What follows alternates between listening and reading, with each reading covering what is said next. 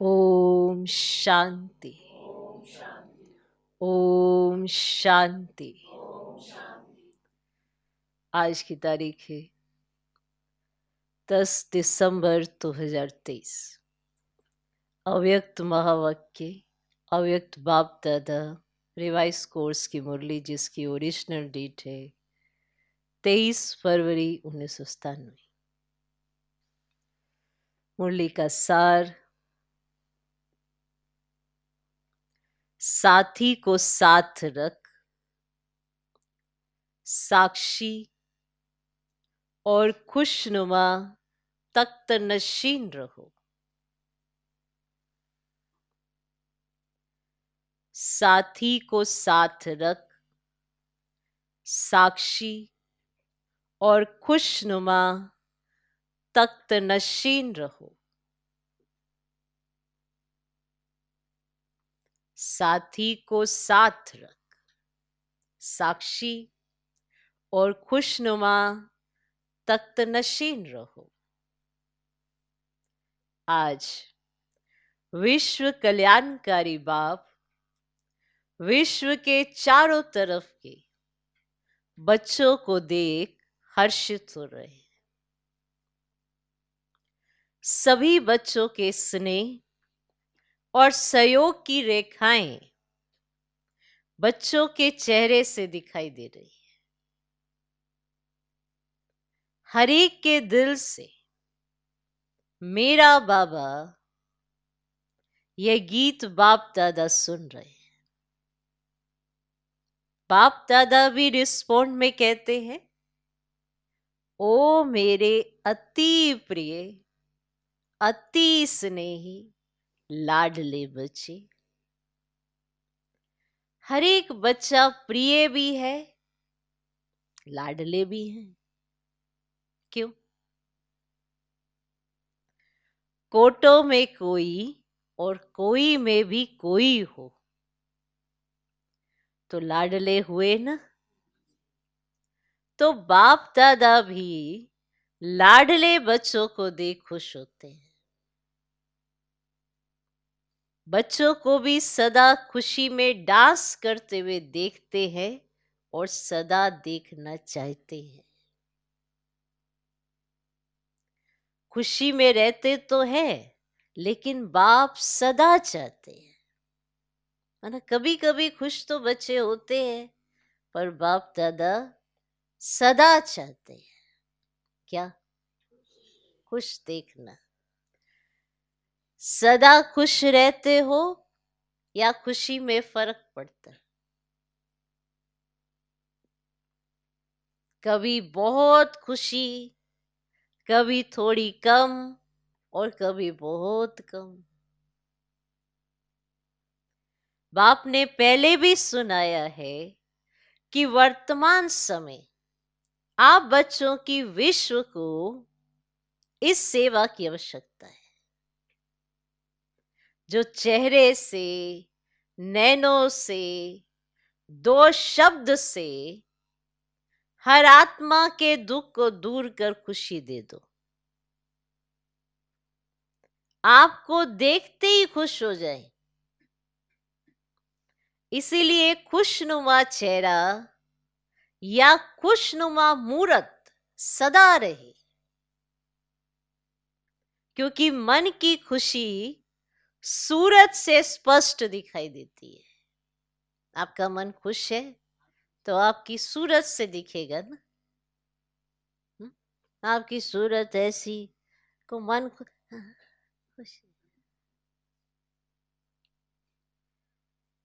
मन की खुशी सूरत से स्पष्ट दिखाई देती है। कितना भी कोई भटकता हुआ, परेशान, दुख की लहर में आए, खुशी में रहना असंभव भी समझते हो, लेकिन आपके सामने आते ही आपकी मूरत, आपकी वृत्ति, आपकी दृष्टि आत्मा को परिवर्तन कर ले। कितना भी कोई दुखी, अशांत, परेशान, पर जब वो आपके सामने आए तो आपकी मूरत, आपकी वृत्ति, आपकी दृष्टि आत्मा को परिवर्तन कर ले। आज मन की खुशी के लिए कितना खर्चा करते हैं? करते हैं ना? मन की खुशी के लिए कितना खर्चा करते हैं? कितने मनोरंजन के नए नए साधन बनाते हैं। वह है अल्पकाल के साधन और आपकी है सदा काल की सच्ची साधना। उनके अल्पकाल के साधन है और आपकी है सदा काल की सच्ची साधना। तो साधना उन आत्माओं को परिवर्तन कर ले, हाय हाय ले आवे और वाह वाह लेकर जाए।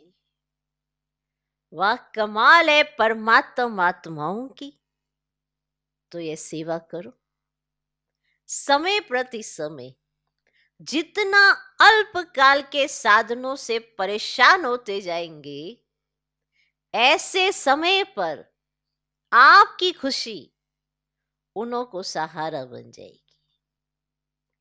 क्योंकि आप हैं ही खुश नसीब। खुश नसीब है या नहीं? अधूरे तो नहीं, हैं ही खुश नसीब।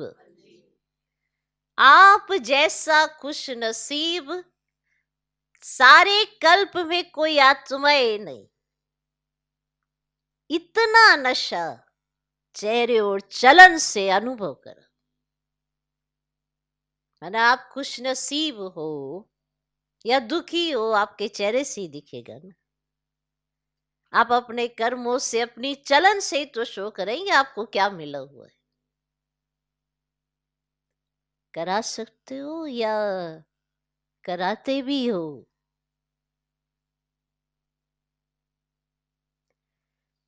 ब्राह्मण जीवन में अगर खुशी नहीं तो ब्राह्मण बनकर क्या किया? ब्राह्मण जीवन अर्थात खुशी की जीवन। कभी कभी बाप दादा देखते हैं कोई कोई के चेहरे जो होते हैं ना, वे थोड़ा सा क्या होता है, अच्छी तरह से जानते हैं तभी हंसते हैं। कि जब बाप दादा ऐसे देखते हैं इनको चेहरे अलग ही तरह के, तो अच्छी तरह से जानते ना कैसे चेहरे होते हैं तभी हंसते।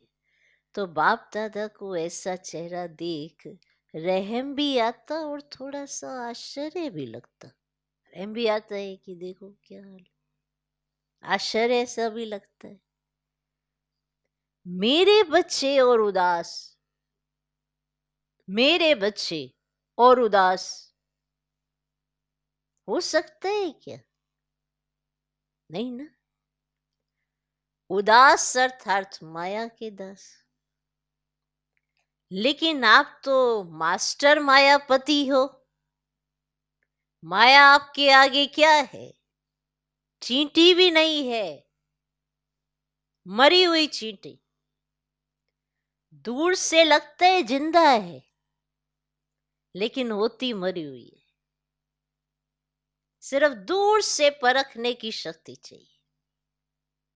जैसे बाप की नॉलेज विस्तार से जानते हो ना, ऐसे माया के भी बहुरूपी रूप की पहचान नॉलेज अच्छी तरह से धारण कर लो। वह सिर्फ डराती है। जैसे छोटे बच्चे होते हैं ना, तो उनको माँ बाप निर्भय बनाने के लिए क्या करते, डराते ना, ऐसे ऐसे करते हैं ना कि बच्चा निर्भय बने। कुछ करेंगे नहीं, जानबूझकर डराने के लिए ऐसे करते हैं। ऐसे माया भी अपना बनाने के लिए बहुरूप धारण करती है। जब बहुरूप धारण करती है तो आप भी बहुरूपी बन उसको परख लो। परख नहीं सकते हैं ना? परख सकते हो? या नहीं परख सकते? परख नहीं सकते हैं ना, तो क्या खेल करते हो? जब परख नहीं सकते तो क्या खेल करते हो? युद्ध करना शुरू कर देते हो। सोचो, मरी हुई चींटी से लड़ाई शुरू हो गई। युद्ध करना शुरू कर देते हो। हाय माया आ गई, हाय माया आ गई। और युद्ध करने से बुद्धि मन थक जाते हैं। फिर थकावट से क्या कहते हो? अब थक गए ना मन बुद्धि, फिर थकावट हो गई, फिर थकावट से क्या कहते हो? माया बड़ी प्रबल है, माया बड़ी प्रबल है, माया बड़ी तेज है। कुछ भी नहीं है। आपकी कमजोरी भिन्न भिन्न माया के रूप बन जाती है। आपकी अपनी कमजोरी मान नहीं रहे, हमारी कमजोरी है ये, हमने ही उसको इतना बड़ा चांस दे रखा है। मरी हुई चींटी के पीछे हम मरे जा रहे हैं। आपकी कमजोरी भिन्न भिन्न माया के रूप बन जाती है। तो बाप दादा सदा हर एक बच्चे को खुश नसीब के नशे में, खुशनुमा चेहरे में और खुशी की खुराक से तंदुरुस्त और सदा खुशी के खजानों से संपन्न देखना चाहते हैं। सुना? तो बाप दादा सदा हर एक बच्चे को खुश नसीब के नशे में, खुशनुमा चेहरे में और खुशी की खुराक से तंदुरुस्त और सदा खुशी के खजानों से संपन्न देखना चाहते हैं। जीवन में चाहिए क्या? खुराक और खजाना। और क्या चाहिए? तो आपके पास खुशी की खुराक है या स्टॉक कभी खत्म हो जाता है? खुशी का खजाना अखुट है, अखुट है ना? और जितना खर्चो उतना बढ़े। अगर और कोई भी पुरुषार्थ नहीं करो, सिर्फ एक लक्ष्य रखो, कुछ भी हो जाए, चाहे अपने मन के स्थिति द्वारा, चाहे कोई अन्य आत्माओं द्वारा, चाहे प्रकृति द्वारा, चाहे वायुमंडल द्वारा, कुछ भी हो जाए, मुझे खुशी नहीं छोड़नी है। आप कुछ नहीं पुरुषार्थ कर सकते हो, इतना ही कर लो कि कुछ भी हो जाए, चाहे अपने मन की स्थिति द्वारा, अपने ही मन में संकल्प ऐसे है, चाहे कोई अन्य आत्माओं द्वारा, चाहे प्रकृति द्वारा, चाहे वायुमंडल द्वारा, कुछ भी हो जाए, मुझे खुशी नहीं छोड़नी है। ये तो सहज पुरुषार्थ है ना? या खुशी खिसक जाती है? सहज है या कभी कभी मुश्किल है? दृढ़ संकल्प रखो और बातों को भूल जाओ। एक ही बात पक्की रखो, मुझे खुश रहना है। तो बातें क्या लगेंगी? खेल। और अपनी खेल देखने की साक्षीपन की सीट पर सदा स्थित रहो। चाहे कोई अपमान करने वाला हो, आपको परेशान कर अपने साक्षीपन की शान से नीचे उतारने वाला हो, लेकिन आप साक्षीपन की सीट से नीचे नहीं आओ। नीचे आ जाते हो तभी खुशी कम हो जाती है। बाप दादा ने पहले भी दो शब्द सुनाए हैं, साथी और साक्षी। जब बाप दादा साथ है तो साक्षीपन की सीट सदा मजबूत रहती है। कहते सभी हो, बाप दादा साथ है, बाप दादा साथ है, बाप दादा साथ है, सभी कहते हो, लेकिन माया का प्रभाव भी पड़ता रहता और कहते भी रहते हो बाप दादा साथ है, बाप दादा साथ है। साथ है, लेकिन साथ को ऐसे समय पर यूज नहीं करते हो, किनारे कर देते हो। कह रहे हो बाप दादा साथ है, बाप दादा साथ है, और फिर माया के प्रभाव में भी पड़ जाते हो।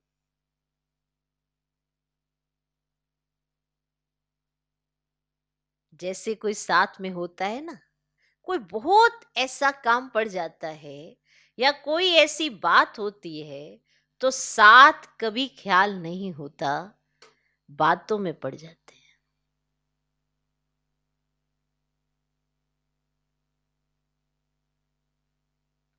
ऐसे साथ है,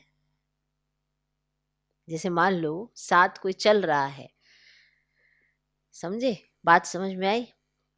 कि जैसे कोई साथ में होता है ना, कोई बहुत ऐसा काम पड़ जाता है या कोई ऐसी बात होती है, तो साथ कभी ख्याल नहीं होता, बातों में पड़ जाते हैं। तो जो साथ है उसका ख्याल ही नहीं आ रहा और बातों में चले जाते हैं। ऐसे साथ है, ये मानते भी हो, अनुभव भी करते हो। कोई है जो कहेगा साथ नहीं है, कि बाप दादा साथ नहीं है? कोई नहीं कहता, सब कहते हैं क्या मेरे साथ है। यह भी नहीं कहते कि तेरे साथ है। हर एक कहता है क्या मेरे साथ है, मेरा साथी है। मन से कहते हो या मुख से? मन से कहते हो। बाप दादा तो खेल देखते हैं, बाप साथ बैठे हैं और अपनी परिस्थिति में उसको सामना करने में इतना मस्त हो जाते हैं, जो देखते नहीं है कि साथ में कौन है।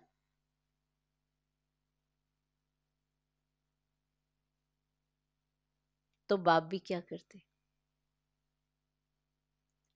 बाप भी साथी से साक्षी बनकर खेल देखते हैं।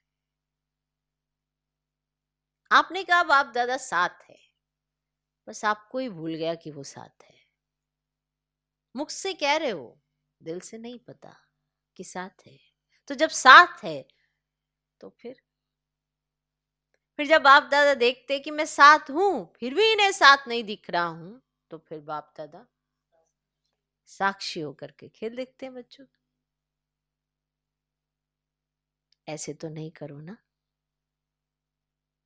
जब साथी कहते हो तो साथ तो निभाओ। किनारा क्यों करते हो? बाप को अच्छा नहीं लगता।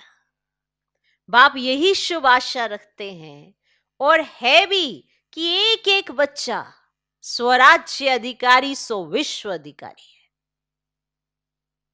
आप लोग प्रजा हैं क्या? प्रजा हैं क्या?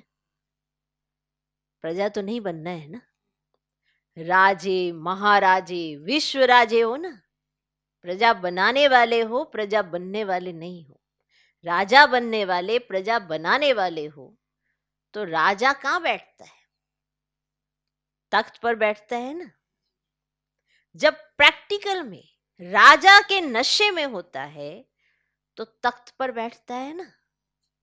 तो साक्षीपन का तख्त छोड़ो नहीं। जो अलग अलग पुरुषार्थ करते हो उसमें थक जाते हो। जैसे आज मनसा का किया, कल वाचा का किया, संबंध संपर्क का किया, तो थक जाते हो। एक ही पुरुषार्थ करो कि साक्षी और खुशनुमा तख्त नशीन रहना है। साक्षी और खुशनुमा तख्त नशीन रहना है। यह तख्त कभी नहीं छोड़ना है। कोई राजा ऐसे सीरियस होकर तख्त पर बैठे, बताओ, कोई राजा है और सीरियस होकर तख्त पर बैठे, बैठा तख्त पर हो लेकिन बहुत क्रोधी हो, ऑफिशियल हो, तो अच्छा लगेगा? लगेगा? माना राजा है, तख्त पर बैठा, बड़ा क्रोधी है, ऐसे तो अच्छा लगेगा? कहेंगे ये तो राजा ही नहीं है। तो आप सदा तख्त नशीन है ना? वह राजे तो कभी तख्त पर बैठते, कभी नहीं बैठते, लेकिन साक्षीपन का तख्त ऐसा है जिसमें हर कार्य करते भी तख्त नशीन उतरना नहीं पड़ता है। सोते भी तख्त नशीन, उठते बैठते संबंध संपर्क में आते भी तख्त नशीन। तख्त पर बैठना आता है कि बैठना ही नहीं आता है? पावन इतना समझाया तो फिर सोचा ही नहीं, तख्त पर बैठना आता है या बैठना ही नहीं आता है? खिसक जाते हो। साक्षीपन के तख्त नशीन आत्मा कभी भी कोई समस्या में परेशान नहीं हो सकती। समस्या तख्त के नीचे रह जाएगी और आप ऊपर तख्त नशीन होंगे। समस्या आपके लिए सिर नहीं उठा सकेगी, नीचे दबी रहेगी, आपको परेशान नहीं करेगी। और कोई को भी दबा दो तो अंदर ही अंदर खत्म हो जाएगा ना। उस समस्या को ऐसे दबा दिया तो अंदर ही अंदर खत्म हो जाएगा ना। तो बाप दादा को ऐसे समय पर आश्चर्य लगता है। आप नहीं आश्चर्य करना, हाँ भले आप अपने ऊपर आश्चर्य करो, वो तो ठीक है, आप दूसरे को। बाप दादा को ऐसे समय पर आश्चर्य लगता है, आप नहीं आश्चर्य करना, अपने पर भले करना, दूसरे पर नहीं करना। तो आश्चर्य लगता है कि ये मेरे बच्चे क्या कर रहे हैं, तख्त से उतर रहे हैं। जब तख्त नशीन रहने के संस्कार अब से ही डालेंगे तब विश्व के तख्त पर भी बैठेंगे। अब से वो संस्कार डले होने चाहिए। यहां सदा काल तख्त नशीन नहीं होंगे तो वहां भी सदा अर्थात जितना समय फुल है उतना समय नहीं बैठ सकेंगे। संस्कार सब अभी भरने हैं, फिर वही भरे हुए संस्कार सत्युग में काम करेंगे। रॉयल्टी के संस्कार भी अभी से भरने हैं। ऐसे ही नहीं सोचना कि अभी कुछ समय तो पड़ा है, इतने में विनाश तो होना नहीं है, यह नहीं सोचना। विनाश होना है अचानक, पूछ कर नहीं आएगा कि हाँ तैयार हो, तैयार हो, सब अचानक होना है। आप लोग भी ब्राह्मण कैसे बने? अचानक ही संदेश मिला, प्रदर्शनी देखी, संबंध संपर्क हुआ, बदल गए। क्या सोचा था कि इस तारीख को ब्राह्मण बनेंगे? अचानक हो गया ना, तो परिवर्तन भी अचानक होना है। आपको पहले माया और ही अलबेला बनाएगी। सोचेंगे हमने तो 2000 सोचा था, वह भी पूरा हो गया, अभी तो थोड़ा रेस्ट कर लो। पहले माया अपना जादू फैलाएगी, अलबेला बनाएगी। किसी भी बात में, चाहे सेवा में, चाहे योग में, चाहे धारणा में, चाहे संबंध संपर्क, ये तो चलता ही है, ये तो होता ही है, इस तरह का अलबेलापन बुद्धि में आने लगेगा। ऐसे पहले माया अलबेला बनाने की कोशिश करेगी, फिर अचानक विनाश होगा। फिर नहीं कहना कि बाप दादा ने सुनाया ही नहीं, ऐसा भी होना है क्या, इसलिए पहले ही सुना देते हैं। अलबेले कभी भी किसी भी बात में नहीं बनना। 4 ही सब्जेक्ट में अलर्ट, अभी भी कुछ हो जाए तो अलर्ट। उस समय नहीं कहना बाप दादा अभी आओ, अभी साथ निभाओ, अभी थोड़ी शक्ति दे दो, उस समय नहीं देंगे। अभी जितनी शक्ति चाहिए, जैसी चाहिए उतनी जमा कर लो। सबको खुली छुट्टी है, खुले भंडार हैं। जितनी शक्ति चाहिए, जो शक्ति चाहिए ले लो। पेपर के समय टीचर व प्रिंसिपल मदद नहीं करता। कुछ समझ आया? सब अचानक होगा, और जब अचानक होगा उस समय पता पड़ता है कि हम कहां स्टैंड कर रहे हैं। सब अचानक होता है, पहले से बताकर नहीं होता कि मैं इस समय आऊंगा, मैं इस समय माया आएगी। आप सोचोगे उस समय हम बाबा से शक्ति मांगेंगे, बाबा ये कर दो, बाबा ये कर दो। अभी जितना चाहिए ले लो, खुले भंडार हैं। जितनी शक्ति चाहिए, जो शक्ति चाहिए ले लो। पेपर के समय ना टीचर मदद करता, ना प्रिंसिपल। क्लियर? डबल विदेशी बच्चों को देख बाप को भी डबल खुशी होती है। क्यों होती है? क्योंकि डबल विदेशियों को स्वयं को परिवर्तन करने में डबल मेहनत करनी पड़ी। इसीलिए जब बाप दादा डबल विदेशी बच्चों को देखते हैं तो डबल खुशी होती है। वाह मेरे डबल विदेशी बच्चे, वाह। डबल विदेशी, हाथ उठाओ। तो विश्व के अनेक देशों के करीब 1000 भाई बहनें सभा में उपस्थित हैं। वाह, बहुत अच्छा। डबल ताली बजाओ। बाप दादा विदेशी की सेवा के समाचार सुनते रहते हैं, देखते भी रहते हैं। रिजल्ट में सेवा का उमंग उत्साह बहुत अच्छा है। सिर्फ कभी कभी अपने ऊपर सेवा का थोड़ा सा बोझ उठा लेते हो। बोझ नहीं उठाओ ना, सेवा कर रहे हो, लेकिन कभी कभी सेवा का अपने ऊपर एक बोझ उठा लेते हो। बोझ नहीं उठाओ, बोझ बाप को दे दो।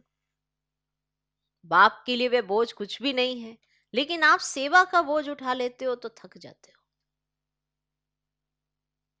सेवा बहुत अच्छी करते हो, सेवा के समय नहीं थकते हो।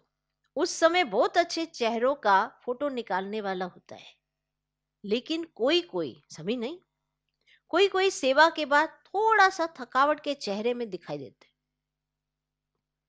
बाप कहते हैं बोझ उठाते क्यों हो? क्या बोझ उठाना अच्छा लगता है या आदत पड़ी हुई है? बोझ नहीं उठाओ। बोझ तब लगता है जब बाप साथ नहीं है। मैंने किया, मैं करती हूं, मैं करता हूं, मैं ही करती हूं, तो बोझ हो जाता है। बाप साथ है, बाप का कार्य है, बाप करा रहा है, तो बोझ नहीं होगा। हल्के हो, नाचते रहेंगे। जैसे डांस बहुत अच्छी करते हो ना, डबल विदेशी डांस बहुत अच्छी करते हैं। डबल बाबा डबल विदेशियों से कह रहे, डबल विदेशी डांस बहुत अच्छी करते हैं ना। डबल विदेशियों की डांस देखो तो बहुत अच्छी होती है, अपने को थकाते नहीं है,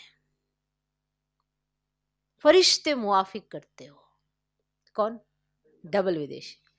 इंडियन जो करेंगे है ना, ये जो भारतवासी जो करेंगे, वे पांव थकाएंगे, हाथ भी थकाएंगे। माना डांस विदेशी भी करते हैं, भारतवासी भी करते हैं। विदेशी जब डांस करते हैं तो अपने को थकाते नहीं है, और भारतवासी माना इंडियन जब डांस करते हैं तो पांव भी थकाएंगे, हाथ भी थकाएंगे। तो आज बाबा ने बड़ी रमणीक बात कही कि जो विदेशी डांस करते हैं वो हल्की करते हैं, माना अपने को थकाते नहीं है, और इंडियन जो करेंगे वे हाथ पांव थकाएंगे, हाथ भी थकाएंगे, लेकिन विदेशी डांस भी लाइट करते हो। तो ऐसे सेवा भी एक डांस समझो, खेल समझो, थको नहीं। बाप दादा को वह फोटो अच्छा नहीं लगता है, सेवा का उमंग उत्साह अच्छा है, और यह भी रिजल्ट बाप के पास है कि अभी थोड़ी सी बात में हलचल में आने की परसेंटेज बहुत कम है। मेजोरिटी ठीक है, बाकी थोड़ी संख्या कभी कभी थोड़ा सा हलचल में दिखाई देती है, लेकिन आदि की रिजल्ट और अब की रिजल्ट में बहुत अच्छा अंतर है, ऐसा दिखाई देता है ना। अभी नाजुकपन छोड़ते जा रहे हैं। बाप दादा को रिजल्ट देख करके खुशी है। अभी छोटे छोटे माइक भी तैयार कर रहे हैं। अभी छोटे माइक हैं, लेकिन छोटे से बड़े तक भी आ जाएंगे। बाप दादा को याद है, आदि में यह विदेशी टीचर्स कहती थी कि वीआईपीस को मिलना ही मुश्किल है, आना तो छोड़ो, मिलना ही मुश्किल है। तो विदेशी टीचर्स ऐसे कहते थे। और अभी सहज हो गया है, क्योंकि आप भी वी आई पी हो गए, तो आपके आगे वीआईपी क्या है। टोटल विदेश की रिजल्ट अच्छी है, सेंटर्स भी अच्छे हैं, वृद्धि को प्राप्त करते जा रहे हैं। भारत में हैंड्स नहीं है, नहीं तो भारत में भी सेवा केंद्र तो बहुत खुल जाए। एक एक जोन वाला कहता है हैंड्स नहीं है, तो अभी इस वर्ष हैंड्स निकालने की सेवा करो। हैंड्स मांगो नहीं, निकालो, और ही दान पुण्य करो। विदेश में ये बहुत अच्छा तरीका है, जहां भी सेंटर खुलता है वहां के ही लौकिक कार्य भी करते हैं, सेंटर भी चलाते हैं। कैसे चलेगा, कौन चलाएगा, ये प्रॉब्लम कम है। आप लोग ये नहीं सोचना कि हम लौकिक काम क्यों करें, ये तो आपकी सेवा का साधन है। लौकिक कार्य नहीं करते हो, लेकिन अलौकिक कार्य के निमित्त बनने के लिए लौकिक कार्य करते हो। जहां भी जाते हो वहां सेंटर खुलने का उमंग रहता है ना, तो लौकिक कार्य कब तक करेंगे ये नहीं सोचो। लौकिक कार्य अलौकिक कार्य निमित्त करते हो तो आप सरेंडर हो। लौकिकपन नहीं हो, अलौकिकपन है, तो लौकिक कार्य में भी समर्पण हो। लौकिक कार्य को छोड़कर समर्पण समारोह मनाना है, ये बात नहीं है। ऐसा करने से वृद्धि कैसे होगी। इसलिए लौकिक कार्य करते अलौकिक कार्य के निमित्त बनते हो, तो जो निमित्त लौकिक समझते हैं और रहते अलौकिकता में हैं, ऐसी आत्माओं को डबल क्या पदम मुबारक है। सिर्फ ट्रस्टी होकर रहना, मैंपन में नहीं आना। मैं इतना काम करती हूं, मैंपन नहीं। करावनहार करा रहा है, मैं इंस्ट्रूमेंट हूं, पावर के आधार पर चल रही हूं। अच्छा, आज डबल विदेशियों का टर्न है ना। आप लोगों को भी डबल विदेशियों को देख खुशी होती है ना, तो सभी डबल विदेशी खुशनुमा हो तो हाथ की ताली बजाओ। अभी मधुबन में तो माया नहीं आती है ना। अच्छा, एक सेकंड में बिल्कुल बाप समान अशरीरी बन सकते हो, तो एक सेकंड में फुल स्टॉप लगाओ और अशरीरी स्थिति में स्थित हो जाओ।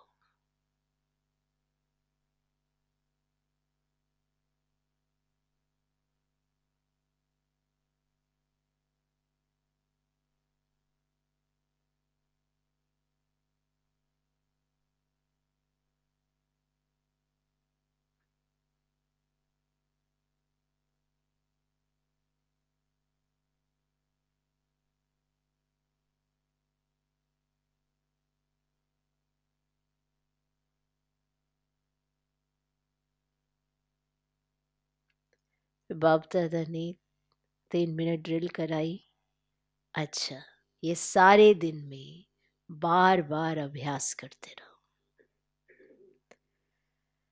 चारों ओर के सर्व माया जीत, प्रकृति जीत, साक्षीपन के तख्त नशीन, साथी के साथ का सदा अनुभव करने वाले, सदा दृढ़ता से सफलता को गले का हार बनाने वाले, सदा बाप समान लाइट रहने वाले, सदा अपने माइट द्वारा विश्व को दुख शांति की कमजोरी से छुड़ाने वाले, ऐसे मास्टर सुख के सागर, खुशी के सागर, प्रेम के सागर, ज्ञान के सागर बाप समान बच्चों को याद, प्यार और नमस्ते। हम रूहानी बच्चों की भी रूहानी बाप दादा को नमस्ते नमस्ते नमस्ते। Good morning good morning good morning. आज का वरदान,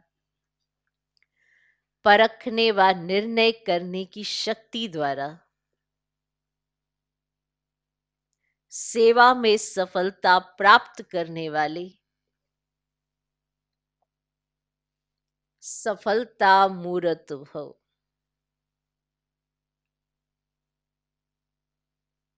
परखने व निर्णय करने की शक्ति द्वारा सेवा में सफलता प्राप्त करने वाली सफलता मूर्त भव। जो परखने की शक्ति द्वारा बाप को, अपने आप को, समय को, ब्राह्मण परिवार को और अपने श्रेष्ठ कर्तव्य को पहचान कर फिर निर्णय करते हैं कि क्या बनना है और क्या करना है, वही सेवा करते, कर्म व संबंध संपर्क में आते सदा सफलता प्राप्त करते हैं। मनसा वाचा कर्मणा, हर प्रकार की सेवा में सफलता मूर्त बनने का आधार है परखने और निर्णय करने की शक्ति।